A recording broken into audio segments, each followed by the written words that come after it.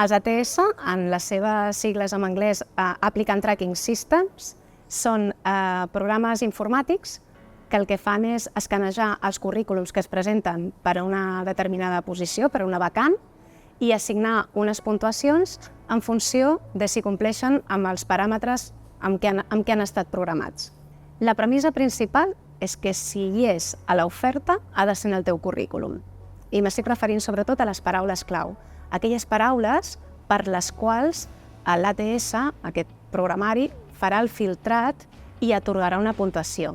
Llavors, t'has d'assegurar que les paraules que hi ha en la descripció del lloc de treball i en els requisits que es demanen, les tens en el teu currículum. Sobretot aquelles paraules clau que tenen a veure amb competències, amb coneixements específics, amb aquelles paraules clau que estan definint com fas la feina, en què consisteix aquell lloc de treball concret, perquè són les que anirà a buscar aquest programa i una vegada que hagi vist si les uses de manera freqüent, assignarà una puntuació i a partir d'aquí pots anar a la pila de descartats o aconseguir l'entrevista de feina, que és el que volem aconseguir. Ens assegurem que hi ha aquestes paraules i no només que hi són, sinó que també les anem repetint, o sigui que fem que siguin freqüents en el nostre currículum en funció de si apareixen molt o poc en aquesta descripció del lloc de treball. Les paraules apareguin tal i com estan, és a dir, si el terme està en anglès, si t'han posat Community Manager en comptes de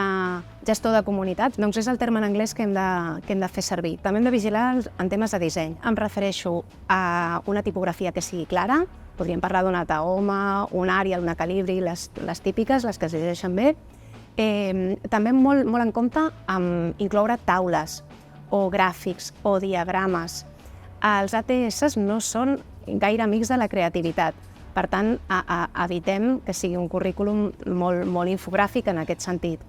Vigilem també, per exemple, que no sigui una fotografia, un currículum que has guardat com una imatge, preferiblement Word i, si no, en PDFs. El que s'acostuma a dir d'aquest tipus de programari és que no té els biaixos que té una persona. Si a la persona que li arriba el teu currículum no li agrada l'empresa amb la que vas treballar perquè té el prejudici X, aquesta màquina no el tindrà.